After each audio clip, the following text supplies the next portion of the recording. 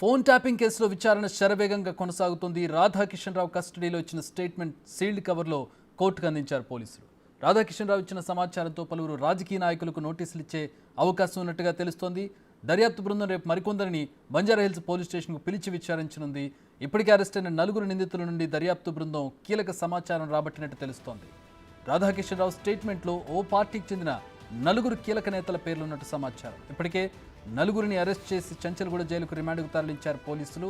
So ఇక మీదట ఎలాంటి అరెస్టులు జరగబోతున్నాయి, ఇక మీదట టార్గెట్ ఎవరుగా ఈ ఆపరేషన్ జరగబోతుందనేది వేచి చూడాల్సినటువంటి పరిస్థితి. రైట్, దీనికి సంబంధించి మరిన్ని వివరాలు అందించడానికి సురేష్ ఫోన్ లైన్ అందుబాటులో ఉన్నారు. సురేష్, రాధాకిషన్ రావుకి సంబంధించి రిమాండ్ రిపోర్ట్ ఒకటి బయటకు వచ్చింది. దాని తర్వాత అప్డేట్స్ ఏంటి, దాని తర్వాత ఎట్లాంటి వివరాలు బయటకు వచ్చాయి, ఒకసారి టైం లైన్లోకి వెళదాం.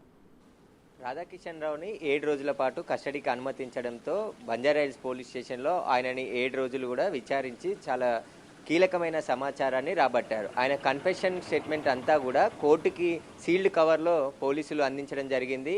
ఆ సీల్డ్ కవర్లో అందించిన కన్ఫెషన్ కాపీలో పార్టీకి చెందిన 9 ముఖ్య నాయకుల పేర్లు అందులో ప్రస్తావించినట్టు తెలుస్తుంది. రేపు వారినే విచారణకు పిలిచే అవకాశం కూడా ఉంది. ఎందుకంటే ఇప్పటివరకు 9 పోలీసు అధికారులు, ఒక మాజీ డీసీపీ రాధాకిషన్ రావుతో పాటు అడిషనల్ ఎస్పీలు తిరుపతి అన్న, భుజంగారావు, డిఎస్పీ ప్రణీత్ రావు, వీరి 9 కూడా అరెస్ట్ చేసి వీరికి కస్టడీకి తీసుకొని స్టేట్మెంట్ రికార్డ్ చేశారు. వారికి సంబంధించిన వీడియో అంతా, స్టేట్మెంట్ అంతా కూడా వీడియో రికార్డ్ చేసి ఆధారాలన్నీ కూడా సేకరించారు.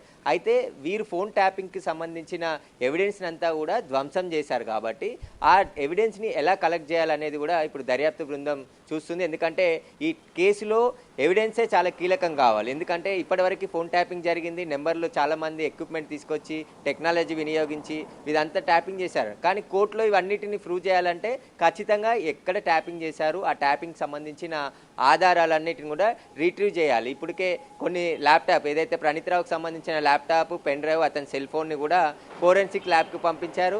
రాధాకిషన్ రావు ఇంట్లో సోదాలు జరిపినప్పుడు కొన్ని ఆధారాలు సేకరించి వాటిని ఫోరెన్సిక్ ల్యాబ్కి పంపించారు. ఇటు ఐ న్యూస్ ఛానల్ ఎండి అయినటువంటి శ్రవణ్ రావు ఇంట్లో కూడా కొన్ని హార్డ్ డిస్కులు స్వాధీనం చేసుకున్నారు. ఒక 4 ఐప్యాడ్లు కూడా స్వాధీనం చేసుకున్నారు. కాబట్టి అందులో ఎలాంటి సమాచారం ఉంటుంది, ఆ సమాచారం డిలీట్ చేశారా, లేకుంటే అందులో ఉన్న సమాచారం రీట్రైవ్ చేస్తే ఈ కేసుకు సంబంధించిన ఎవిడెన్స్ కూడా కీలకంగా ఉండబోతుంది. ఎందుకంటే ఇప్పటివరకు 9 పోలీస్ అధికారులను అరెస్ట్ చేశారు. ఇప్పుడు నెక్స్ట్ పొలిటికల్ లీడర్లే అరెస్ట్ ఉండబోతుంది. రేపు మరో 9 కీలకమైన వ్యక్తులని నోటీసులు ఇచ్చి విచారణకు పిలిచే అవకాశం కనబడుతుంది. ఇప్పటికే న్యాయ సలహాలు కూడా పోలీస్ బృందం తీసుకుంటుంది.